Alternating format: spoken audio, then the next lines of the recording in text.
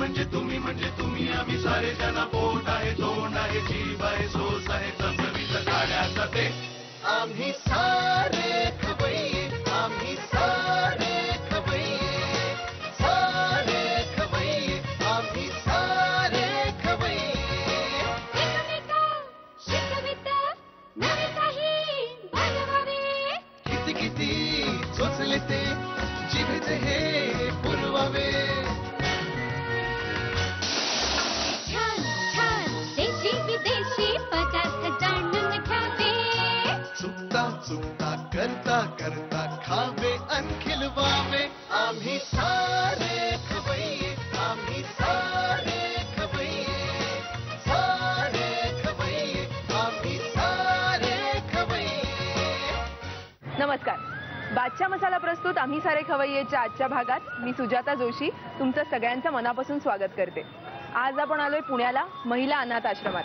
आज या अनाथ आश्रमांच्या मुलींबरोबर आपण मकर संक्रांतीचा हा सण साजरा करणार आहोत.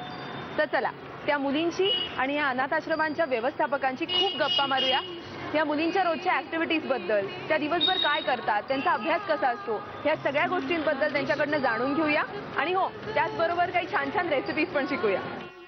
इतनी शक्ति हमें इतनी शक्ति हमें देना दाता मन का विश्वास कमजोर होना हम चले नेक रास्ते पे हमसे भूल कर भी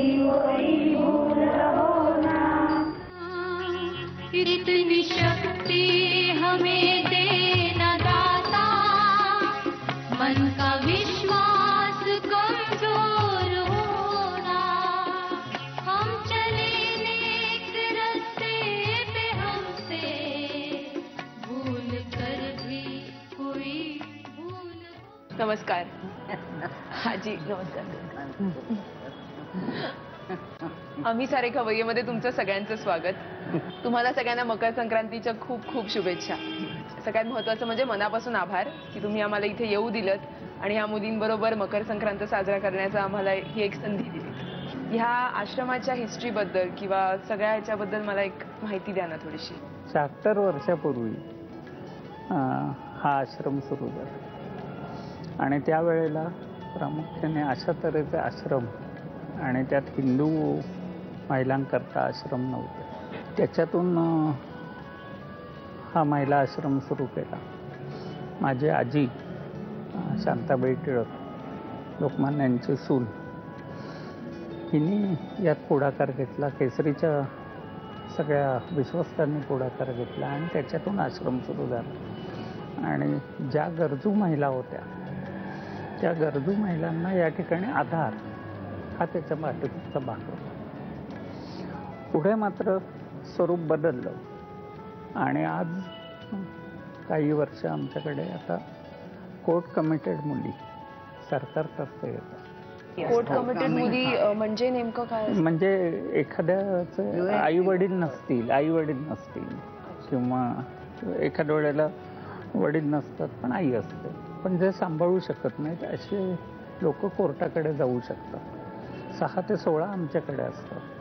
16 नंतरचं परत एक वेगळं हे आहे. त्या ठिकाणी मग त्या मुली जर घरी जाणार असतील तर घरी जातात, नाही तर पुढच्या महिला आश्रम जो असतो म्हणजे 18 वर्षाच्या पुढे तिकडे त्यांना शिफ्ट केलं जातं किंवा त्यांचे कोण क्लोज रिलेटिव्ह असतील काका किंवा आजी आजोबा तर त्यांच्या ताब्यात मुलींना दिलं जातं. ओके. आणि इथे मेन ऍक्टिव्हिटी काय असते मुलींची दिवसभर, म्हणजे ह्या वयोगटातल्या मुली? एक प्रामुख्याने शाळा ही पूर्ण दिवसभर असतेच, पण शिक्षणाचा भाग हा शेवटी आहे. मग थोडंसं योगासनं किंवा काही त्यांना श्लोक म्हणून घेणं अशा तऱ्हेचं असतं. काही ज्या मोठ्या जरा मुली आहेत त्यांना आम्ही कॉम्प्युटर किंवा अशा तऱ्हेचं शिक्षणाला वेगळीकडे पाठवतो. चांगली गोष्ट ही आहे की त्यांना खूप वेगळ्या वेगळ्या गोष्टींना एक्सपोजर तुम्ही करून म्हणजे देता इथे शक्यतो आम्ही की- काय करतो 10वी नंतर त्यानंतर कुठे शिफ्ट होत आहेत किंवा नाही होत आहेत किंवा पुढे त्यांचे पालक शिकून देत आहेत का, आश्रमात काय सोयी आहेत हे आम्हाला कुठे ट्रान्सफर होणार आहे हे माहिती नसतं. त्यामुळे आम्ही शक्यतो त्यांना 10वी नंतर आपापल्या पायावर उभे राहतील ह्या दृष्टीने आम्ही लॅब असिस्टंटचा किंवा नर्सिंगचा कोर्स देतो, जो काही वर्षात म्हणजे 2 वर्षात पूर्ण होऊ शकतो आणि त्या लगेच नोकरीला लागू शकतात. बरोबर. कारण 18 वर्षाच्या खाली आपल्या इथे नोकरी करून देणं म्हणजे तेही शक्य नाहीये. हो. त्यामुळे मग त्या दृष्टीने आम्ही त्यांना तसे कोर्सेस जास्ती करून ऑफर करतो. नाहीतर मग ते 11वी 12वी शाळेमध्ये किंवा कॉलेजमध्ये आम्ही त्यांना पाठवतो. वाव, कौतुकाची गोष्ट सगळ्यात म्हणजे ही खूप मोठं कार्य करताय तुम्ही इन जनरलच, पण इथे एवढ्या छान प्रकारे त्या मुलींना एवढ्या सुंदररित्या त्यांचं आयुष्य शेप केलं जातं. हे खूप खूप ग्रेट आहे खरंच. आणि काय विचारू, आणखी मला काही सुचत नाही, एवढी मी भारावून गेले हे सगळं ऐकून की एवढ्या छानरित्या या मुलींना सांभाळलं जातं. टिळकांनी सुरू केलेलं तुम्ही आतापर्यंत पुढे चालवलंय, ही खूप मोठी गोष्ट. माझी आई सांभाळत होती, शांताबाई टिळक, आणि म्हणजे लोकमान्यांची सून. माझ्या नंतर कोण करील, तर मी तिला वचन दिलं की मी रिटायर झाले की दुसरे दिवशी तसे आले. इथे ह्या प्रोजेक्ट मध्ये खूप लोक एकत्र येऊन हे सगळं करत असणार ना, कारण कोणा एका माणसाला ते म्हणजे आमचे काही आमचे कमिटी मेंबर्स किंवा आमच्या कोणाच्या मैत्रिणी असे सगळे सण आम्ही इकडे एकत्र म्हणून साजरे करतो. फक्त दिवाळीला मुली घरी जातात, पण बाकी गणपतीपासून सगळं आम्ही इकडे करतो आणि सगळे मिळून करतो. आणि आपली संस्कृती त्यांच्यापर्यंत व्यवस्थित हो. त्यांना सगळं माहिती होतं. हो. मग आज खवय्येच्या निमित्तानं आणि मकर संक्रांतीच्या निमित्तानं असे कुठले वेगळे पदार्थ बघायचे आहेत आपण, कोण दाखवणार आहे? म्हणजे आमच्या ज्या सुपरिटेंडंट आहेत त्या दाखवतील, आमच्या कमिटी मेंबर आहेत रेखा हुशीन त्या दाखवतील. छान छान. मग आता आपण जेवणाच्या भागाकडे वळूया. मला तुम्ही तुमचं इंट्रोडक्शन करून देता, तुम्ही इथे काय जबाबदारी असते तुमची इथे? हो, माझं नाव रेखा होशिंग. मी इथे कार्यकारिणी मेंबर म्हणून काम करते आणि मुलींचा सांस्कृतिक विकास कसा होईल, मुलींना सांस्कृतिक कार्यक्रमांची आवड कशी होईल, त्यांच्यासाठी वक्तृत्व म्हणा किंवा नाट्य म्हणा ह्याचं प्रशिक्षण देण्यासाठी किंवा त्यांना शिकवण्यासाठी मी इथे रोजच्या रोज येत असते. मग आज तुम्ही कुठली रेसिपी दाखवणार आहात आम्हाला? आज मी पौष्टिक हलवा दाखवणार आहे. पौष्टिक हलवा. पौष्टिक हलवा. आता ह्या सीझनमध्ये ज्या ज्या भाज्या आणि हे चांगलं मिळतं ते सगळं मिळून वापरून पौष्टिक हलवा करणार आहे. तो छान लागेल. ओके. मला साहित्य सांगता? हो सांगते. दूध, बीटचा किस, काजूचे पाकळ्या, साजूक तूप, वेलची पावडर, खायचा रंग, बेदाणे, लाल भोपळ्याचा किस, दुधी भोपळ्याचा किस, साखर, गाजराचा किस आणि खवा. आता वळूया कृतीकडे. तर सगळ्यात आधी काय करायचं? आधी साजूक तूप घालूयात आपण. हे सगळं? हो, ह्याला तूप जास्त लागतं का? हो, कारण पौष्टिक आहे ना. तुम्ही आता म्हणालात की तुम्ही मुलांना गाणी वगैरे पण शिकवता आणि बाकी काय काय शिकवता? 11 एप्रिलला आमच्याकडे वर्धापन दिन असतो. त्याच्यासाठी मुलींचं गॅदरिंगसाठी तयारी करून घेणं, त्यांच्याकडनं नाट्यछटा म्हणा, नाच बसवून घेणं, असं काहीतरी. म्हणजे कल्चरल भाग आहे तो Cultural तुम्ही भाग सांभाळता. आणि तुमच्यासारखे अजून पण लोक असतात हो, जे आहेत ना, विजिटिंग जे- असतात इथे? हो आहेत ना. काय कोणी गणित शिकवायला येतं, कोणी संस्कृत शिकवायला येतं, कोणी इंग्लिश शिकवायला येतं आणि हे सगळे ऑनररी करणार आहेत. ह्याच्याकडनं आमच्याकडे मोबदल्याची कुणालाही अपेक्षा नसते. एक समाजकार्य म्हणून आम्ही हे सगळे जण करत असतो. वा. आणि तुम्ही किती वर्ष करताय हे? गेली 17 वर्ष मी इथे येते. बापरे. तर आता काय देऊ? आता बीटचा किस घालूयात पहिल्यांदी, कारण थोडा बीट शिजवायला वाफवायला वेळ लागतो म्हणून पहिल्यांदी बीट घालूयात. ह्याला एक वाफ आली की मग आपण बाकीचं घालूयात. 2 मिनिटं त्याला वाफ आली की मग लगेच बाकीचं. हां. तसं बीटरूट पटकन शिजतं ना? काढू का आता? हो चालेल, काढलं तर. आता आपण त्याच्यात गाजराचा किस किस. घालूयात. ह्या किती गाजरांचा घेतलाय? हा साधारणतः अर्धा किलो गाजर आहेत. ओके. आणि त्या प्रमाणात बीट त्या किती? प्रमाणात बीट एक वाटीभर बीट किसून घेतलंय, कारण किती नाही म्हणलं तरी थोडंसं बीट कडसर लागायची शक्यता असते, Right. म्हणून त्याचं प्रमाण कमी घेतलंय. ओके. आणि अगदी नुसता गाजर हलवा खाण्यापेक्षा जरा काहीतरी हां, पौष्टिक वेगळं. त्यात. हो. आता ह्याच्यात लाल भोपळ्याचा किस घालूया. ह्या लाल भोपळ्याच्या किसात रंग घातलाय का थोडा काहीतरी का असा? नाही, बीट आणि हे मिक्स झालेलं होतं, त्याच्यात नाही रंग घातलेला. अच्छा. ओके. हा घालू? हो घाला, सगळा घाला. हा एकदम छोटी वाटी घ्यायचा का? हां. त्यालाही एक साधारणतः वाफ आली की मग तो दुधीचा किस घातला तरी चालणार आहे. झालं असेल का ते? हो झालं असेल, काढूया. दुधीचा किस घालायचा. दुधीचा किस आणि बीटरूट समप्रमाणे का? हो, समप्रमाणात आहे. आता आपण त्याच्यात दूध घालूयात. ओके. म्हणजे हे पटकन शिजेल. हे सगळं घालू? हो, सगळं लागणार. त्याचा जरा गॅस मोठा करते मी. ओके. ह्याला चांगली उकळी आली की मग आपण त्याच्यात नंतर खवा घालूयात. म्हणजे लवकर होईल हा. आता खवा घालूया त्याच्यात. हा सगळा घालू? हो, सगळा घालू. खवा किती? 1-2 मिनिटं. जरा खव्याच्या गुठळ्या मोडून घालूयात. Okay okay. म्हणजे मग लवकर हे होईल. ओके, नाही तर गोळा होऊन जातो. हा, गोळा होतो. ते विरघळायला वेळ लागतो, बाकी काही नाही. बरोबर. आता काय घालायचं याच्यात? आता साखर घालायची याच्यात. साखरेचं काय प्रमाण आहे?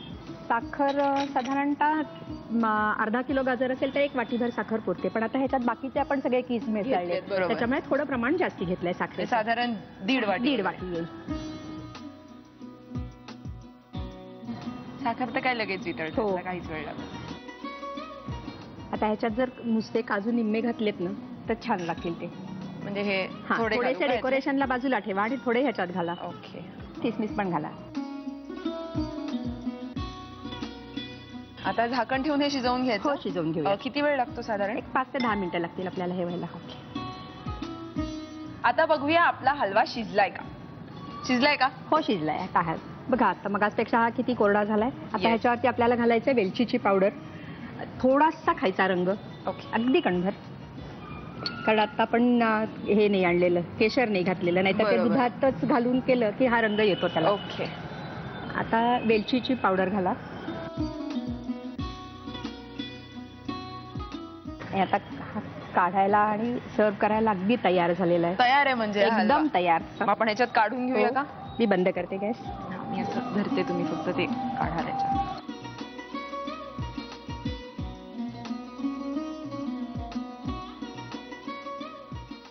आता त्याला छानपैकी बेदाणे काजू लावून सजवायचं. ओके. आम्ही बेदाणे आणि काजू लावून हे सजवून घेतो. तुम्ही साहित्य आणि कृती लिहून घ्या. पौष्टिक हलवा बनवण्यासाठी लागणारं साहित्य: दूध, बेटाचा किस, काजूचे तुकडे, साजूक तूप, वेलची पूड, खायचा रंग, बेदाणे, लाल भोपळ्याचा किस, दुधी भोपळ्याचा किस, साखर, गाजराचा किस आणि खवा. कृती: प्रथम कढईमध्ये साजूक तूप गरम करून त्यामध्ये 1 वाटी बीटाचा किस परतून घ्यावा.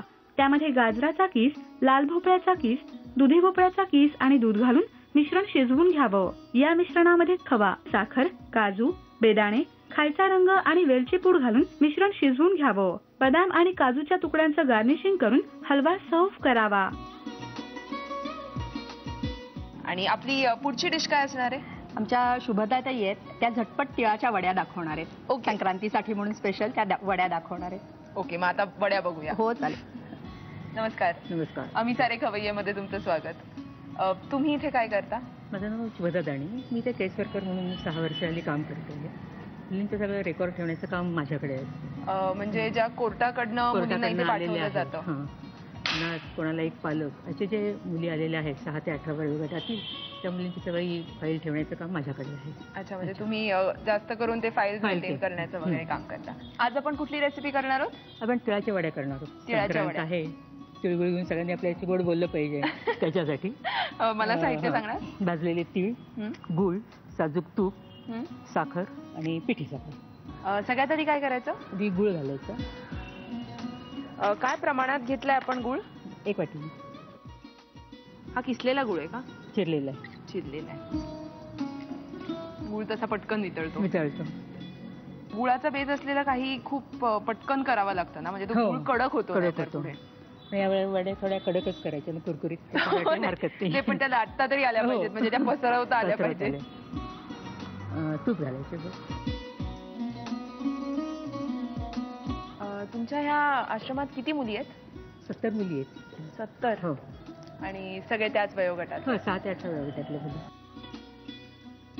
असं होतं का कधी की कोर्टाने एखाद्या मुलीला इथे पाठवलंय हां, आणि तिला इथे राहायची इच्छा नाहीये, तर अशा वेळी तुम्ही काय करता? तिला बरं पालकांच्या गाव्यात देतो आम्ही. अच्छा, लगेच देता? ओके. तिळगुळ, तिळाच्या वड्या किंवा लाडू हे पटकनच पटापट होतात ना, होतात. तसे हो. काही वेळ लागत नाही त्याला. आता काय घालायचं याच्यात? थोडीशी साखर घालते. थोडीशी साखर एक चमचा. ही अख्खी साखर ना? अख्खी साखर. आता आता तीळ घालायचे.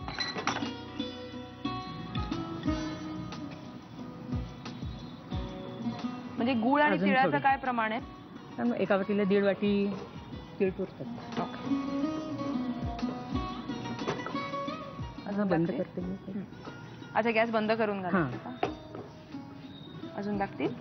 थोडे लाव. बस. आता आपण काय करायचं पुढे? ते पोलपाटावर घालायचे. थापून घ्यायचं. ओके. हा, आता काय करायचं?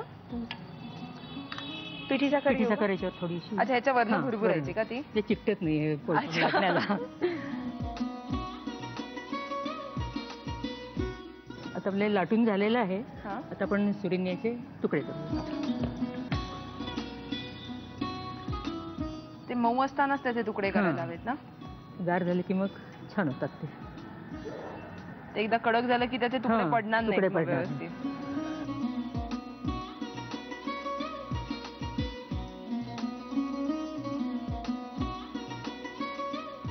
आणि ते आत्ताच वेगळं करायचं असतं का नंतर? नंतर केलं तरी चालेल, आता केलं तरी चालतात. होत आहे का? होत आहे. होतं. आता काढूया वड्या? हो. खरं तर मला अशा त्या गरम गरमच खायला खायला आवडतात. आवडतं. चालेल, अशा चव थोड्याशा घरी. नाही नाही, असं नाही. मी आपली इथे खाते आणि आमचे प्रेक्षक वाट बघतायत की मी त्यांना नाही, पण साहित्य त्यांनाही कृती देऊ नका, कधी त्याची देते. गोड बोलायला पाहिजे ना त्यांनी. चला, आम्ही या वड्या सोडवून घेतो. तोपर्यंत तुम्ही साहित्य आणि कृती लिहून घ्या. तिळाच्या वड्या बनवण्यासाठी लागणारं साहित्य: भाजलेले तीळ, गूळ, साजूक तूप, साखर आणि पिठी साखर. कृती: प्रथम एका कढईमध्ये 1 वाटी चिरलेला गूळ घ्यावा. त्यामध्ये 2 चमचे साजूक तूप घालून गुळाचा पाक करून घ्यावा. त्यामध्ये 1 चमचा साखर आणि भाजलेले तीळ घालून मिश्रण एकजीव करावं. हे मिश्रण पोलपाटावर काढावं. त्यावर पिठी साखर भुरभुरून लाटून घ्यावं. या पोळीचे चौकोनी तुकडे करून तिळाच्या वड्या तयार कराव्यात. आपल्या दोन्ही डिशेस तयार आहेत आणि त्या टेस्ट करण्यासाठी सगळ्या मुली आणि सगळी मंडळी आपल्या बरोबर आहेत. पण त्या टेस्ट करायच्या आधी झी मराठी आणि आम्ही सारे खवय्येच्या संपूर्ण टीम कडून तुमचे आभार. तुमच्या सगळ्यांचे आभार की तुम्ही आम्हाला इथे बोलवलत, आम्हाला हे सगळं पदार्थ करून दाखवलेत आणि ह्या छान छान मुलींबरोबर आम्हाला गप्पा मारण्याची संधी दिलीत. आणि आमच्याकडून ही एक छोटीशी भेटवस्तू तुमच्यासाठी.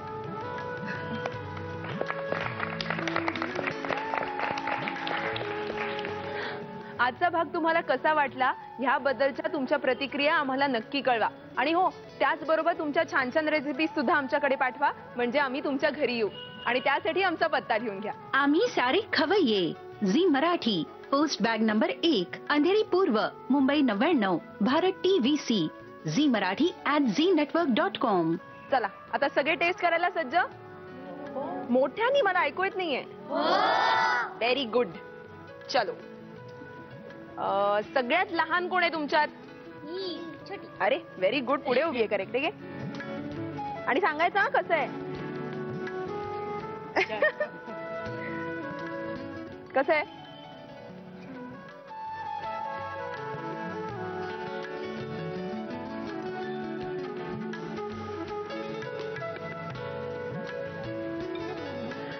तुम्हाला सगळ्यांना मकर संक्रांतीच्या पुन्हा एकदा खूप खूप शुभेच्छा. तिळगुळ खा आणि गोड गोड बोला. आणि आता मी या मुलींबरोबर खूप मजा मस्ती करणार आहे. पण आजचा भाग इथेच संपलाय. पुन्हा भेटूया पुढच्या भागात. तोपर्यंत मस्त खा, स्वस्त रहा आणि पाहत रहा बादशाह मसाला प्रस्तुत आम्ही सारे खवय्ये. नव्या नव्या चवी धवी विसरल्या ह्या तुम्हासाठी.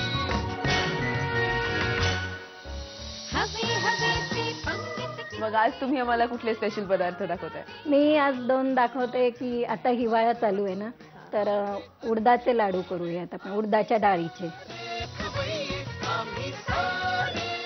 आणि एक तिखट पदार्थ म्हणजे ॲपिटायझर साठी टोफू. सारे खवय्ये.